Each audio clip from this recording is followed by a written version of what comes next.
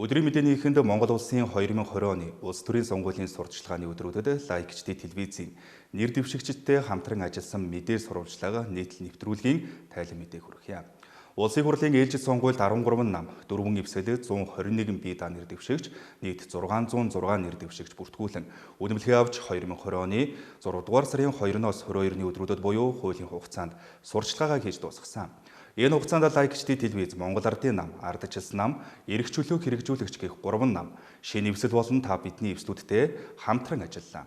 Мөн Чингэлтэй дүүрэгт бие даан нэр дэвссэн Очир хуйг, Хангул дүүрэгт бие даан нэр дэвссэн Басан Дорж, Баянгол дүүрэгт бие даан нэр дэвссэн Галиндэв Мөнх баяр нартай хамтран ажилласан. Манай телевизэн сонгуулийн сурчилгааны хуулийн хугацаанд харилцаа холбооны зохицуулах хорооноос гаргасан зөвлөмжийн дагуу сонгуулийн хуулийг чандамдуртан ажилласан гэдгийг нэмж хэлье.